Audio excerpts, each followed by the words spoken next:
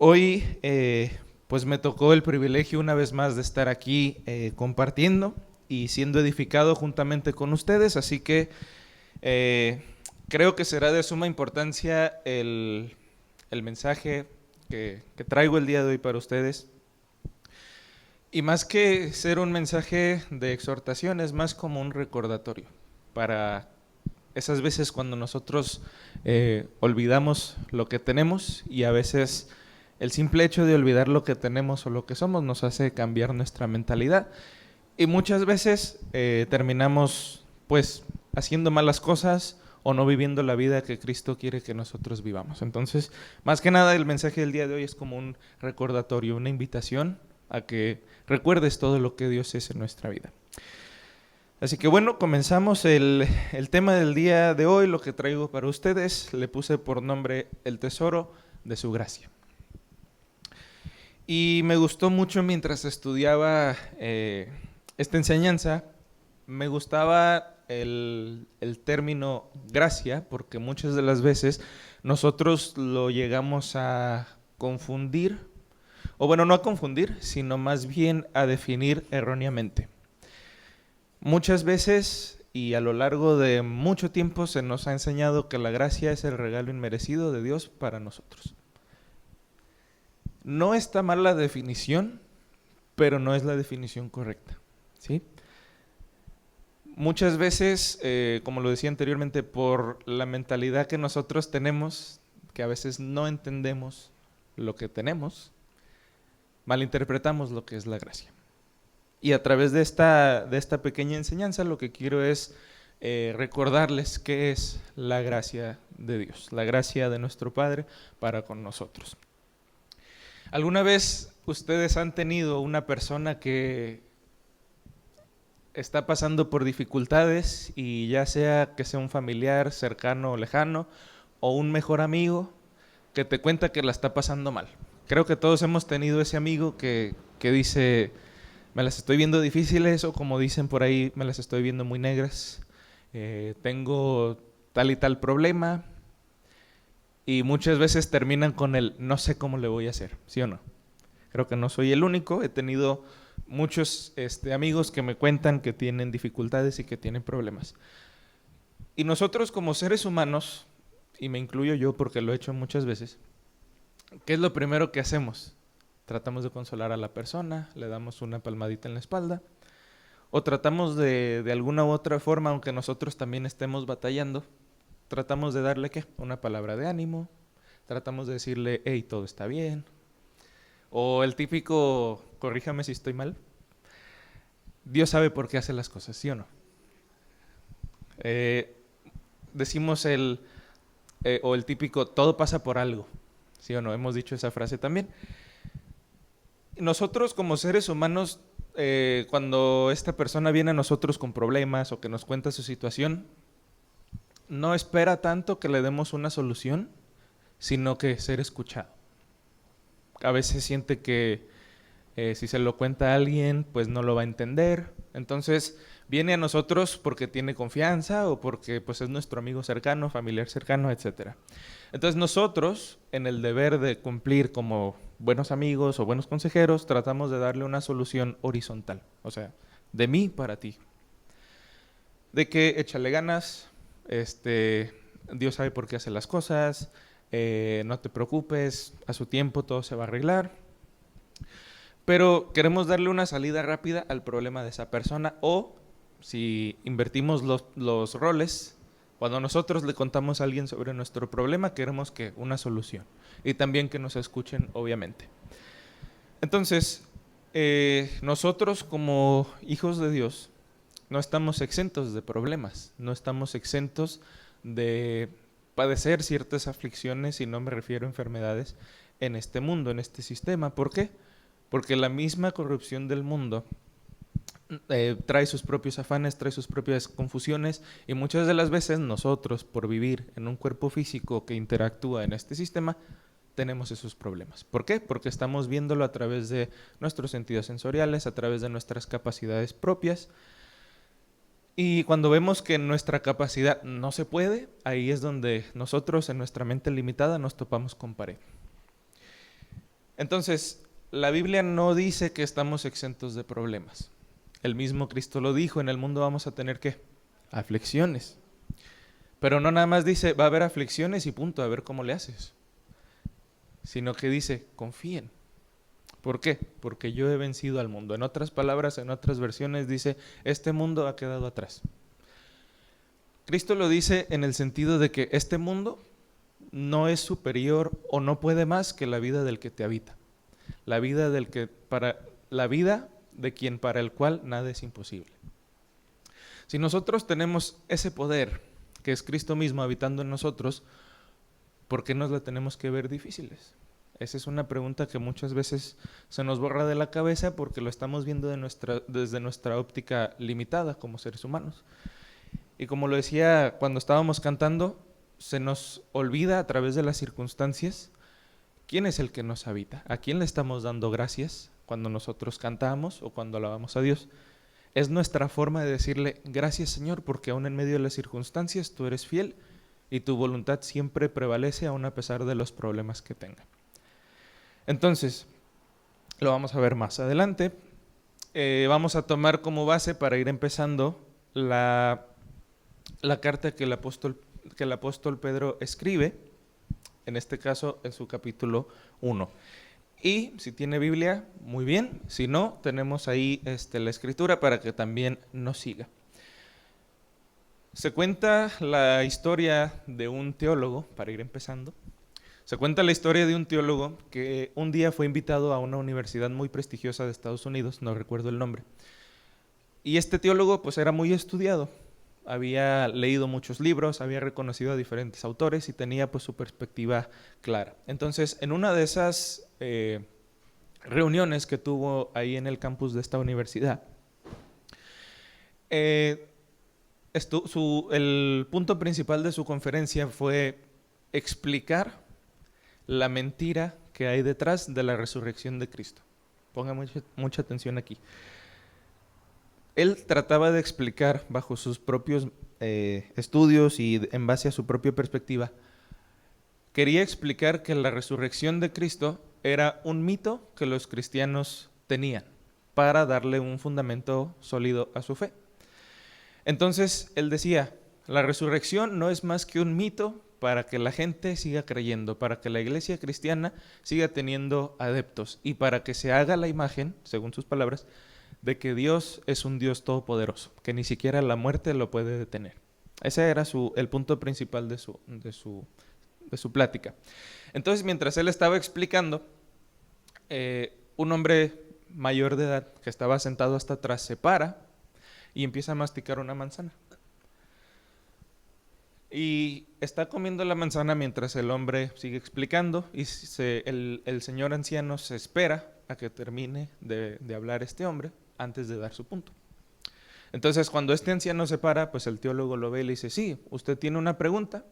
Y el viejito pues come su manzana y le dice, sí, tengo una pregunta. Yo no soy estudiado, no soy letrado como usted, yo no leí los libros que usted leyó, yo no conozco a ningún autor de los que acaba de citar usted. Pero le quiero hacer una pregunta con todo respeto, dice. ¿Usted sabe a qué sabe mi manzana? Y le enseña la manzana mordida. Y el teólogo se queda así como, pues, no, pues yo no sé a qué sabe su manzana porque pues usted se la está comiendo. Entonces el anciano le da otro mordisco a su manzana y medita en lo que le va a decir. Y le dice, muy bien, usted bien dijo, no sabe usted a qué sabe mi manzana porque no la ha probado. Y le dice al anciano, de la misma forma como usted no ha probado mi manzana, usted tampoco ha probado al Cristo que yo conozco. No, usted lo habla desde su perspectiva, desde lo que le dicen los libros. Pero el Cristo que yo conozco no es ese que usted está diciendo. Y esta pequeña ilustración, analogía, tiene mucho que ver con lo que vamos a hablar el día de hoy. La gracia de Dios para con nosotros. Como lo dije al inicio, se tiene el concepto erróneo de que gracia es el regalo inmerecido de Dios. Pero ya estudiando muy bien, y créanme, me sorprendí bastante al estar estudiando, gracia es más que eso. Por eso el tema del día de hoy es el tesoro de su gracia. Leyendo un poquito, investigando, La palabra gracia, como nosotros la conocemos, viene del verbo griego charis, que significa hacer misericordia o hacer favor. En otras palabras, es como, simplificándolo a la nueva versión de Josafat, sería hacerle un favor a alguien sin esperar nada a cambio. Eso es gracia. O sea, yo tengo gracia para con Javier si le hago un favor, porque yo no le estoy pidiendo nada a cambio, sino que más bien yo, porque a mí me plació, le hago un favor a él, independientemente si él me lo devuelve o no. Pero aquí viene lo interesante. Gracia viene también del vocablo hebreo quién. Se escribe K-H-E-N. ¿Quién? Y en el hebreo tiene una connotación un poco más diferente que a veces se pasa por alto y se confunde. ¿Quién?, que viene del hebreo, se describe como cualquier cosa que induce una respuesta favorable, sea algo bello o algo elegante que te produce deleite. Vamos a ponernos a mí de ejemplo. Si hay algo que me causa mucho deleite, que sería mi quién, serían los tacos. Creo que no soy el único. Otra cosa que me causa deleite es ver el fútbol, me encanta el fútbol. Los tacos, el fútbol, la música sería mi quién. En otras palabras, lo que me causa deleite. Vamos a ponerlo en contexto para que lo vayamos entendiendo. Vámonos al libro de Proverbios, capítulo 3, verso 22, para que vayamos entendiendo el contexto en el que se utiliza la palabra quién, que tiene que ver con gracia. Como lo dije, quién significa algo que te causa deleite, algo que te causa una reacción favorable cuando te la dan. Dice Proverbios 3:22, esta es la Reina Valera contemporánea, dice, y serán vida a tu alma y gracia a tu cuello.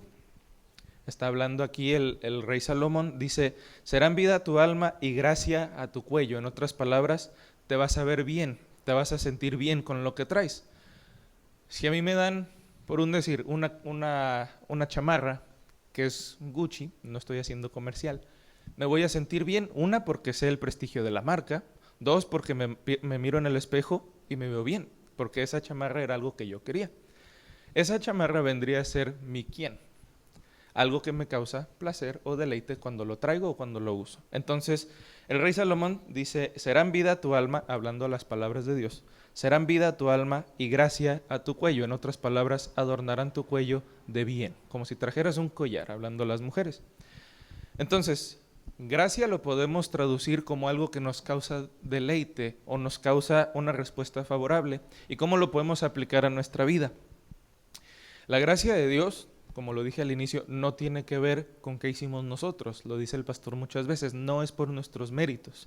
O, como decimos en la palabra, meritocracia. No es porque yo me porté bien, porque yo hice buenas acciones, sino simplemente porque Dios, en su gran amor, en su afecto, le plació dárnoslo a nosotros.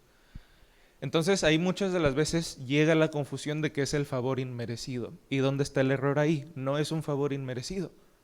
Porque si hubiera sido un favor inmerecido, a Dios no le hubiera placido dar a su Hijo para morir por nuestros pecados y darnos una vida nueva.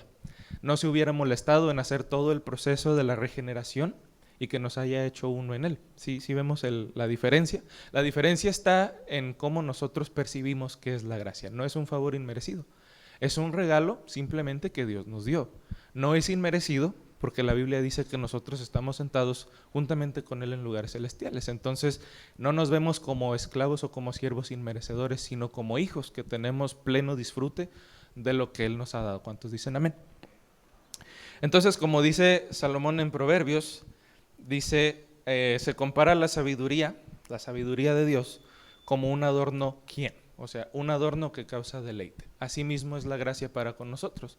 La gracia es la que, dice en otra parte de la Escritura, dice que es la que enriquece y que no añade tristeza. En otras palabras, te causa placer, te causa alegría. Entonces, esa es una de las definiciones de gracia. Ahí es donde entra lo clave de saber entender que la gracia no es un favor inmerecido, sino es un regalo de Dios, simplemente. Otro significado que tiene la palabra quién, el vocablo hebreo, es uno más conocido, que es hallar favor ante los ojos de alguien. Y vamos a poner un ejemplo básico en contexto. Cuando yo voy, en este caso ahorita, en esta etapa de mi vida, que estoy en la fase de ir a entregar currículums a las notarías para empezar a darme a conocer en el mundo de la abogacía. Yo entrego mi currículum ¿con qué propósito? De que me contraten, de que si no me contratan me puedan referenciar o recomendar con otro despacho, con otra notaría. Y cuando me contratan a mí, no es tanto por lo que viene en mi currículum, de ahí vienen las entrevistas. La entrevista, ¿para qué la hacen? Para que te des a conocer. Cuando tú llegas, la primera impresión que le das al entrevistador, califican tus habilidades, califican tus aptitudes, pero sobre todo la primera impresión es lo que cuenta. ¿Para qué? Para que, vamos a ponerlo de esta forma, halles gracia con la persona que te va a contratar. En otras palabras, es para que puedas darte a conocer de una forma tal que consigas una respuesta favorable para ti. ¿Sí vemos la relación que hay ahí? ¿Quién puede ser algo que te causa placer o algo que te da alegría? Y hallar gracia ante los ojos de alguien es que tú esperas una respuesta favorable para lo que tú tienes. La palabra hallar gracia en el Antiguo Testamento aparece 47 veces en la Escritura. Y los ejemplos más claros, no voy a ahondar mucho en esto, lo vemos en José. La historia de José muchos se la saben, por el tiempo no vamos a contarla, pero sabemos que él fue vendido por sus hermanos y que él fue vendido al jefe de la guardia de los egipcios, Potifar. ¿Y qué fue lo que él hizo? José, a través de su trabajo, halló ¿qué? Gracia, a través de los ojos de Potifar. Tanto así que lo hizo mayordomo de su casa. Sucede este problema con la esposa de Potifar, lo mandan a la cárcel y ahí también halló ¿quién? Ante los ojos del carcelero, tanto así que lo hizo supervisor de la cárcel. Estamos parafraseando. Otra persona que halló gracia en su contexto fue Ruth. Ruth no era de la misma nacionalidad que Noemí. Sin embargo, por ese amor que tuvo hacia su suegra, Noemí, ella dijo, yo le voy a echar ganas para que ni a ti ni a mí nos falte nada. O sea, era chambeadora Ruth. Y la historia dice que ella empezó a trabajar en los campos de un hombre llamado Boaz. Y mientras ella seguía recogiendo, dice la Biblia que halló gracia ante los ojos de Boaz. Y sabemos cómo termina la historia. Boaz le dio ese favor. No decimos inmerecido porque ella simplemente se atrevió y la reacción que ella esperaba obtener la obtuvo sin tener que hacer nada. Asimismo nosotros para con Dios. No tuvimos que hacer nada, simplemente recibimos ese favor por el puro placer que a Dios le dio a cada uno de nosotros. Otra persona que también halló favor en su contexto fue la reina Esther, y ya lo conocemos también. El pueblo de la reina Esther estaba bajo persecución de un hombre perverso llamado Amán. Y ella, a través de su aparición, a través de ser firme ante el rey Asuero, halló gracia ante sus ojos y conocemos la historia. El pueblo judío fue salvo gracias a que ella se atrevió y halló gracia ante los ojos de este rey. Y como lo decía hace rato, esta gracia, lo puse aquí, no se gana por mérito. Se recibe por la posición en la que estamos hacia con quien la otorga. En este caso, nosotros no estamos posicionados en una posición, valga la redundancia, no estamos posicionados como inferiores a Dios, sino que la Biblia dice que somos herederos, coherederos juntamente con Cristo. Y Cristo es el unigénito Hijo de Dios y el primogénito entre todos nosotros. Entonces, nosotros básicamente estamos a la misma altura que Cristo. Por eso Dios nos ve como hijos herederos. Entonces, no hay nada que nosotros podamos hacer para que esa gracia se nos dé. Esa gracia ya la tenemos. El problema viene cuando nosotros cambiamos nuestra óptica y nos vemos como inferiores. Y Dios no quiere que nos veamos inferiores. Puse aquí, esta gracia se recibió no por mérito, sino por la posición ante quien la otorga. En este caso, nuestro Padre Dios, que es el Ser Supremo, y que decide mirarnos no según nuestra condición en nuestra vieja naturaleza, sino gracias a su favor y a su generosidad. ¿Cuántos damos gracias a Dios por su gracia? Hay un vocablo diferente que se desprende de la palabra quién, que es el kanaun. Es un vocablo de la palabra gracia en hebreo, kanaun. En Éxodo 34:6, si lo podemos poner en la pantalla, hablando del encuentro que tuvo Moisés con Dios en el monte Sinaí, Dios se describe a sí mismo como el kanaun, en otras palabras, el favor o la gracia plena. Canaún es el adjetivo que se utiliza para cuando algo es gracia plena, o sea, no la tiene que forzar. Él mismo, su esencia es de gracia. Dios es el ser supremo que nos mira a nosotros como hijos, aunque tengamos nuestros defectos y nuestras debilidades, y por el simple canaún, o por el simple hecho de que Dios es gracia para con nosotros, es que nosotros tenemos ese favor. Dice Éxodo 34:6, hablando Dios hablándole a Moisés, dice, y pasando Jehová por delante de él, de Moisés, le dijo, Jehová, Jehová. En otras versiones le dijo, yo soy Jehová, para que te lo quedes bien grabado. Dice, Jehová, Jehová, fuerte, misericordioso y piadoso. ¿Tardo para qué? Para la ira. ¿Y grande en qué? Misericordia. En otras versiones dice, yo soy Dios, que soy fuerte, actúo con gracia y soy benevolente. En otras palabras, yo soy paciente para con los que hacen errores. Y ahí mismo Dios se describe. Aquí vemos la esencia de Dios. Dice, tardo para la ira, o sea, tardo para hacerme enojar. Y grande en misericordia, o sea, grande en Canaún. En otras palabras, Dios le está diciendo a Moisés, parafraseando lo que dice esta escritura, yo soy gracia plena. No puedes hacer nada para que cambies mi perspectiva hacia cómo yo te trato. Dios mismo es gracia. ¿Y Dios dónde habita? En nosotros. Y si Dios habita en nosotros, ¿qué tenemos nosotros? Gracia. Esa misma gracia que nos hace actuar como hijos de Dios, no como esclavos o no como seres inferiores a Él. Y esa gracia, cuando va mezclada con el amor de Dios, créame que nos cambia muchas perspectivas. Que digo otra vez, por nuestra mentalidad finita y por los problemas que este mundo nos trae, dejamos de entender eso. Y dejamos de ver a Dios como ese Padre amoroso y lleno de gracia, y lo vemos como ese Dios que nos castiga si nosotros nos portamos mal, cosa que no es así. Pues aquí, Él no espera a que nos volvamos dignos de su gracia. Eso es una mentira. Él nos otorgó su gracia y su bondad porque Él es amor.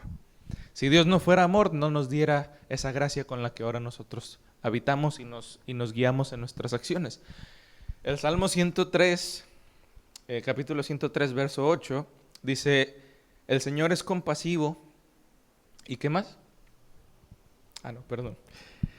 El Salmo 103, capítulo 103, verso 8 al 10. Dice, el Señor es compasivo y misericordioso. Lo escribe el rey David hablando de Dios. En otras versiones dice, el Señor es paciente y lleno de gracia, lento para la ira y abundante en amor. Fíjese lo que dice más adelante. Él no nos ha tratado según nuestros pecados. Fíjese nada más la grandeza de Dios. El Señor es compasivo y lleno de gracia. En otras versiones, lleno de misericordia. Es lento para la ira y abundante en amor. ¿Por qué dice que es lento para la ira? Porque Dios es amor. Y como lo escribe el apóstol Pablo en 2 Corintios 13, el amor todo lo puede, todo lo supera, todo lo espera. Y si nosotros nos podemos a desmenuzar o a estudiar el amor de Dios, no vamos a acabar nunca. Porque el amor de Dios es un amor infinito. No está medido por condiciones como el amor humano. El amor de Dios va más allá de lo que te pueda dar tu esposa, tu esposo, los que estén casados, tus hijos, los que los tengan, tu hermano, tu amigo, tu novia, tu novio.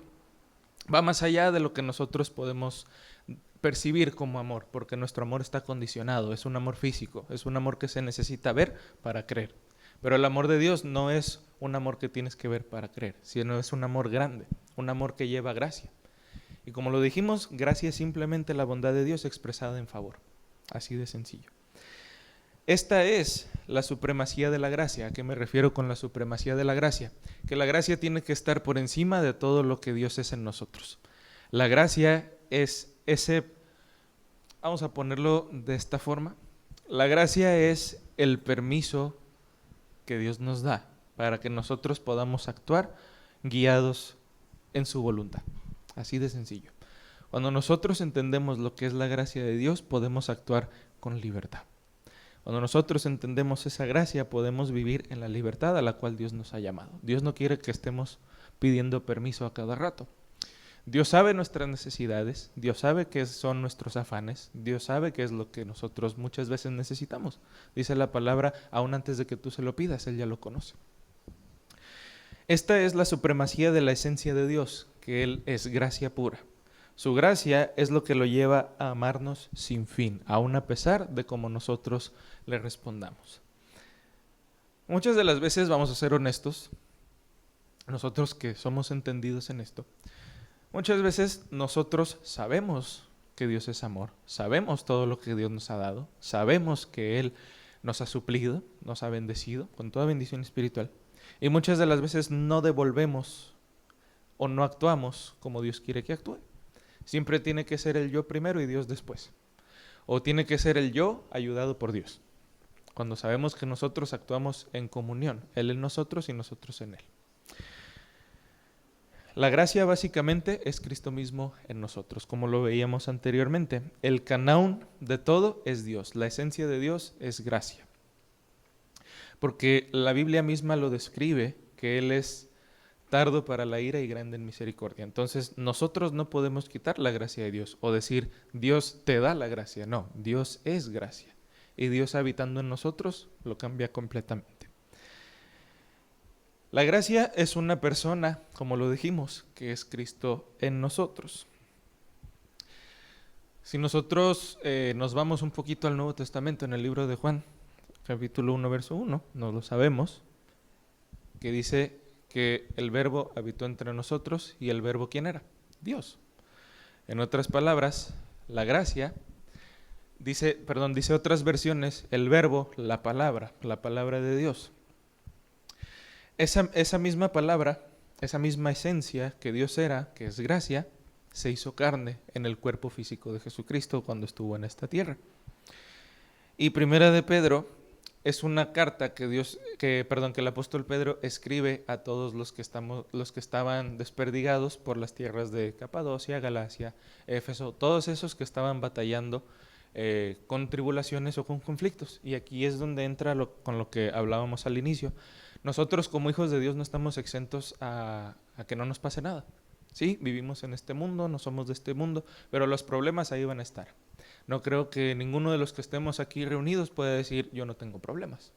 Y yo me pongo como ejemplo de que tenemos problemas y a veces problemas que nos superan y muchas de las veces por ese mismo estrés, por ese mismo afán perdemos de vista quién es el que todo lo puede. ¿Sí?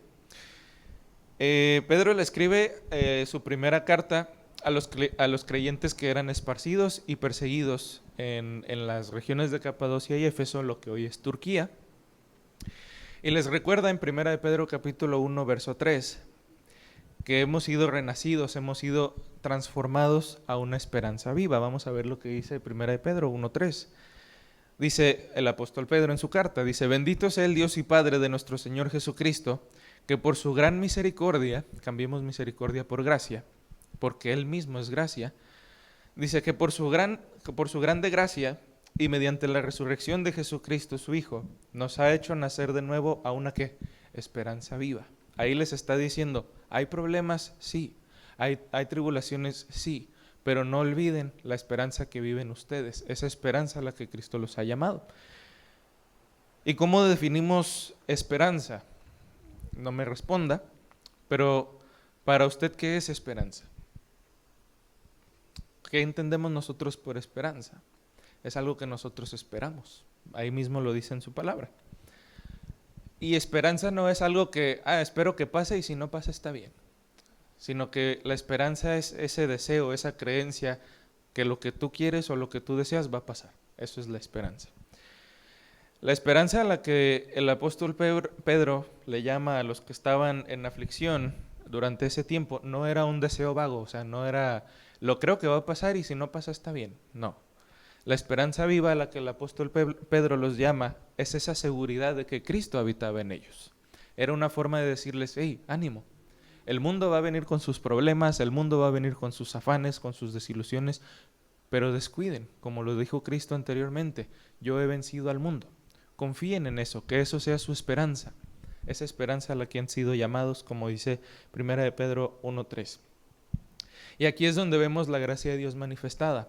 Esa esperanza a la que Pedro les llamaba, a los que estaban en aflicción, era que Dios mismo, que es gracia y que habita en ellos, es el que les da esa habilidad para sobrellevar los problemas.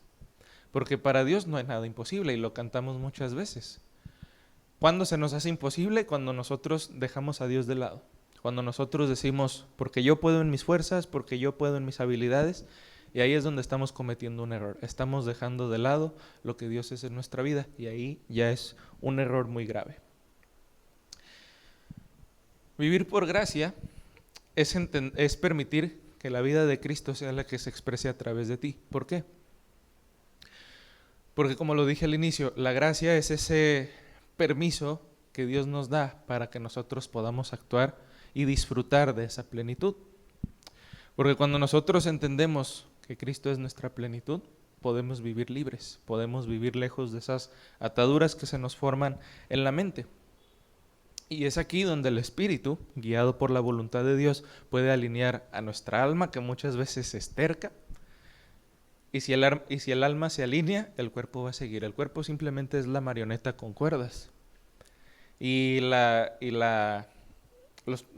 está jalando las cuerdas es el alma. Pero el Espíritu es el que tiene que guiar a esa persona que está moviendo los hilos. Así es como debe de funcionar. Pero muchas de las veces dejamos fuera al Espíritu y dejamos que el alma nos guíe. Por eso muchas veces nos enojamos, nos entristecemos, decimos, Dios, esto no es justo. Y muchas de las veces incluso llegamos a pensar, lo sé porque yo lo he hecho. No digo que aquí pase, pero me pongo de ejemplo. Muchas veces decimos, si yo todo lo puedo, como dice su palabra, ¿por qué me están sucediendo cosas así? Sé que usted lo ha pensado, pero no me lo diga. Y aquí es donde nosotros perdemos de vista quién es el que nos habita. Ese es un error muy grave que a veces hacemos. Si nosotros entendemos que vivimos por gracia, o sea, porque a Dios le plació ponernos en este lugar, y vivimos por fe, que es fe, confiar en que los planes de Dios para nosotros son planes de bien, como lo dice su palabra. Los hijos de Dios que viven bajo una mentalidad de incapacidad, fíjese bien esa palabra. Cuando una persona en el trabajo, los que trabajamos, cuando una persona se pone bajo incapacidad, ¿por qué es? Cuando una persona pide incapacidad, ¿por qué es? No tiene la facultad de trabajar, sufrió un accidente, o hay algo que le impide a él cumplir sus funciones, y sabemos que si no cumple sus funciones no le pagan. Entonces, hay muchas razones por las que una persona puede pedir incapacidad, que se lastimó, que tiene una enfermedad, etc.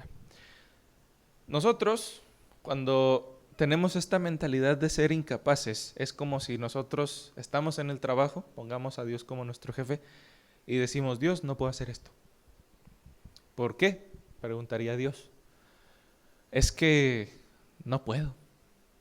Mi mente tiene algo que me hace, no sé, tengo algo que no me permite cumplir mi asignación. Vamos. Y Dios dice, ¿y quién te dijo que es como tú puedes? Parafraseando, si Dios estuviera hablándonos a nosotros. Llegamos nosotros, bien acá, bien elegantes, con nuestra acta de incapacidad y es como si le dijéramos, Dios, no puedo hacer esto. No puedo hacer esto porque se me hace muy difícil, el peso de los problemas del mundo me agobia, bla, bla, bla. Y le empezamos a aventar nuestras excusas a Dios. Y poniéndolo así en el mismo ámbito laboral, es como si Dios nos dijera, ¿y las herramientas que te di? ¿Qué estás haciendo con ellas? La habilidad que yo te di para que tú hicieras esa asignación, ¿dónde está? Sí, Dios, pero es que, pues no sabes, aquí en el mundo está medio difícil. Dirían por ahí está canijo. Y Dios es como, ¿y quién te dijo que es como tú puedas hacerlo? Ahí es donde muchas de las veces nosotros claudicamos porque dejamos que nuestra mente empiece a divagar y entre más divagamos y entre más dejamos que las circunstancias nos agobien, perdemos de vista quién es Dios en nuestra vida. Los hijos de Dios que viven bajo una mentalidad de incapacidad, le puse aquí, pensando que aunque ya somos salvos y somos regenerados, siguen siendo esclavos de su vieja naturaleza. En otras palabras, dejamos que el alma tome control. Dice, la supremacía de la gracia que habita en nosotros nos enseña que nuestra vieja naturaleza ha sido quitada. Batallamos con problemas, sí, batallamos con dificultades, sí. Nuestra mente prácticamente es un campo minado, porque muchas de las veces nos llegan esos pensamientos que nos empiezan a hacer claudicar en nuestra mente. Y si nosotros le hacemos caso a la mente, que muchas veces es terca y no quiere ser renovada, perdemos de vista el objetivo, que es Dios en nosotros. Como dice el apóstol Pedro, que fuimos llamados a una esperanza viva. El apóstol Pablo también lo refuerza en Colosenses cuando dice que es Cristo en nosotros, o sea, la gracia misma en nosotros, ¿qué es? La esperanza de vida. Si nosotros desmenuzamos ese pequeño versículo en el que habla el apóstol Pablo, dice, Cristo en nosotros, el canaún, la gracia que habita en nosotros, es la esperanza de vida. ¿Quién es la vida? Cristo. Y si nosotros estamos conscientes de que la vida misma está en nosotros, podemos tener esa esperanza de que vivimos en esa vida plena que es Cristo en nosotros. ¿Cuántos le dan gracias a Dios por eso? Y ya para ir aterrizando, la gracia de Dios, como lo decía, que Dios es gracia y que a través de esa gracia nosotros nos movemos, nos recuerda muchas veces, como dice el apóstol Pablo en Colosenses, que el acta de decretos, o sea, la lista de defectos que teníamos contra Dios, ha sido quitada. ¿A qué me refiero con que la gracia nos hace ver lo que muchas veces nosotros no vemos? Que yéndonos a Efesios, cuando dice el apóstol Pablo, fuimos salvados ¿por qué? Por gracia. Y vuelve a reforzar abajo, no fue por obras para que nadie se pare el cuello, diría primera de Josafat, para que nadie presuma de que por méritos tiene la gracia de Dios. No. Dice que a Él le plació. Es simplemente por eso. A Él le plació que nosotros fuéramos salvos, dice Efesios. Y si nosotros entendemos que por gracia fuimos salvos y sabemos que la gracia que es Dios nos habita, ¿por qué vivimos nosotros con una mentalidad limitada? Ahí entra la pregunta. Colosenses nos dice muy claro que por la gracia de Dios nos recuerda que el acta de decretos que nos condenaba y que era en contra de nosotros fue cancelada en la cruz. Y no porque Cristo murió por nosotros, sino que nuestra vieja naturaleza ahí fue muerta juntamente con Cristo. Y cuando nosotros resucitamos juntamente con Él, ocurrió ese cambio en el que fuimos nosotros regenerados. ¿Para qué fuimos regenerados? Para poder vivir esa vida. Lo que antes era esperanza de vida, ahora podemos vivir esa vida por medio de la gracia que es Cristo. Básicamente la gracia es, como lo dije, ese permiso por el cual nosotros podemos actuar en libertad sin necesidad de recordar lo que éramos antes, por gracia nada más.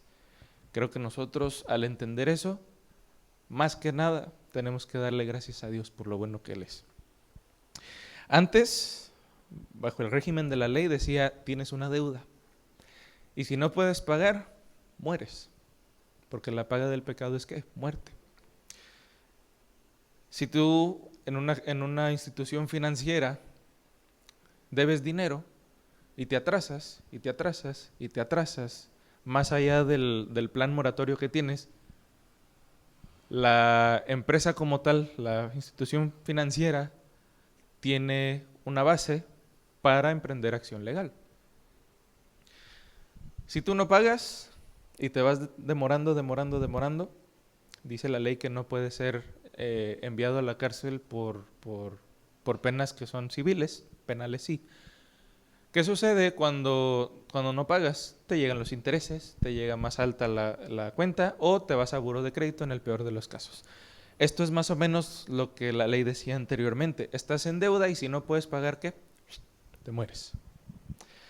La gracia de Dios, sin embargo, ahora que fuimos regenerados y que ahora fuimos aceptos en esa gracia, la gracia de Dios dice, eres amado y lo mejor de todo, eres mi hijo. ¿Cuántos hijos de Dios hay aquí? Eres un hijo regenerado, por ende, yo nunca me acordaré de lo que hiciste en tu pasado. Imagínense la grandeza de Dios, el amor de Dios que viene con entender que Él es gracia pura, Él es favor para con nosotros, Él es el canaún de nuestra vida. Fíjense nada más, ya para ir terminando, lo que dice 1 de Timoteo, capítulo 1, verso 1. Primera de Timoteo, capítulo 1, verso 1, y este es el saludo que Pablo siempre por lo general daba en sus cartas. Dice, se los voy leyendo, dice: yo, Pablo, apóstol de Jesucristo, por mandato de Dios nuestro Salvador y del Señor Jesucristo, que es nuestra ¿qué? Esperanza. En otras versiones de la Reina Valera dice: apóstol del Señor Jesucristo, por mandato de Dios nuestro Salvador y del Señor Jesucristo, que es nuestra gracia. Reforzando lo que dijo Pablo, Cristo en nosotros, esperanza de vida. Cristo es nuestra gracia. Él es gracia, su esencia es gracia.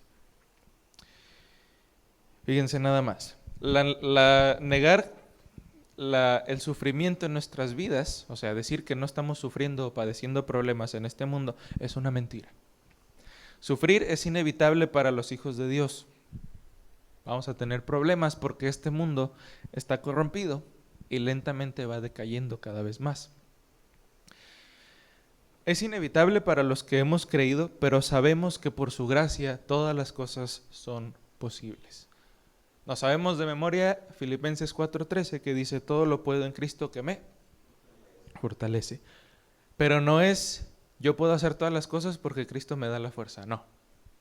En otras versiones dice: a todo le puedo yo hacer frente. En otras palabras, los problemas que vengan de este mundo, yo los puedo afrontar, porque el que vive en mí es mi fuerza. Gracias a Él yo puedo afrontar el día a día. No es como muchas veces lo tergiversamos y decimos: porque yo puedo hacer esto porque Cristo me da la fuerza. No. Por eso es la importancia de saber leer. Cristo es nuestra fuerza, no nos da la fuerza. Entonces, si Cristo es nuestra fuerza, es nuestra gracia que nos permite movernos por fe, porque muchas veces nos dejamos caer bajo el peso de los problemas. Ahí es donde se tienen que romper muchos paradigmas. Fíjense lo que dice Primera de Pedro, capítulo 1, verso 7. Igual el apóstol Pedro escribiéndole a los que andaban en tribulación en ese tiempo. Primera de Pedro, capítulo 1, verso 7. Dice, hablando el apóstol Pedro: pero cuando la fe de ustedes sea puesta a prueba, como el oro, habrá de manifestarse en alabanza, gloria y honra el día que Jesucristo se revele, hablando la esperanza de vida, que es Cristo en ellos. El oro, dice, es perecedero, se echa a perder, pierde su brillo. Y sin embargo el oro se prueba ¿en dónde? En fuego. Y la fe de ustedes es mucho más preciosa que el oro. ¿A qué se refería el apóstol Pedro? Si ellos mantenían esa fe en la esperanza viva que era Cristo en ellos, aquí pone de ejemplo el oro. El oro, cuando lo encuentras, es un metal que tiene imperfecciones, tiene manchitas, no se ve su brillo característico de color amarillo, pero cuando lo pasan por el fuego le quitan las imperfecciones, y el fuego a menudo es un instrumento de purificación en la Biblia. Cuando tú pasas el oro por el fuego, se le quitan las imperfecciones, la tierra, los pedazos de piedra, y al final, ¿qué queda? El pedacito dorado que todos conocemos. Entonces, básicamente, resumiendo lo que les dice el apóstol Pablo es: cuando la fe de ustedes sea puesta a prueba, cuando ustedes se topen con pared, como decimos los mexicanos, se habrá de manifestar esa gracia que está en ustedes. ¿Por qué? Porque no van a ser ustedes actuando, sino Cristo en ustedes.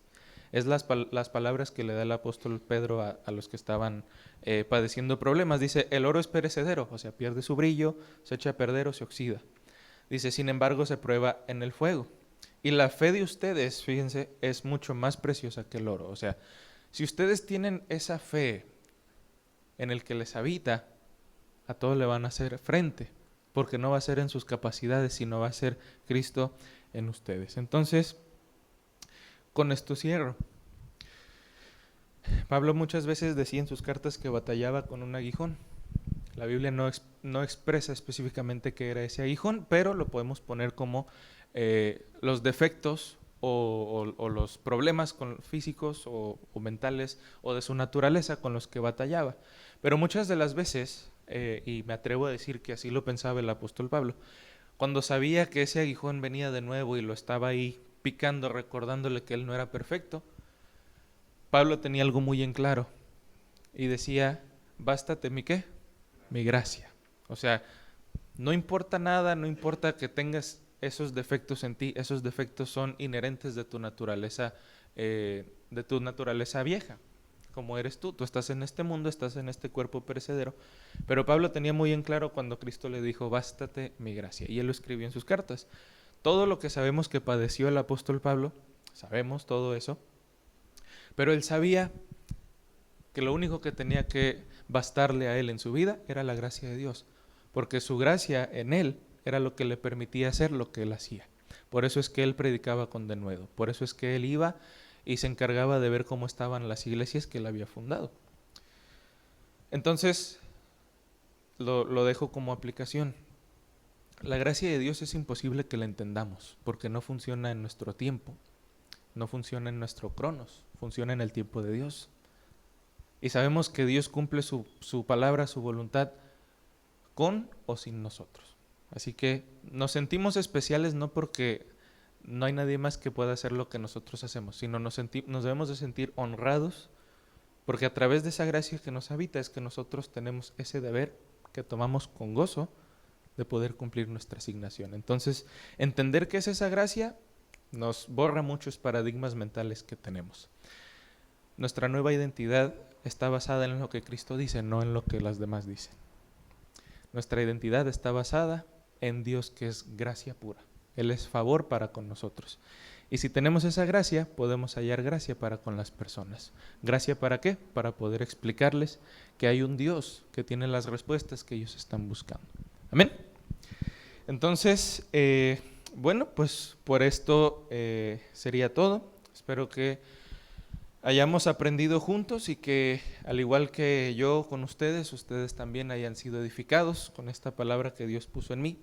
Y como dije, esto es más que nada un recordatorio para que podamos entender quién es el que nos habita, qué es esa gracia por la cual nosotros nos movemos. Así que, pues muchas gracias y continuamos con el orden.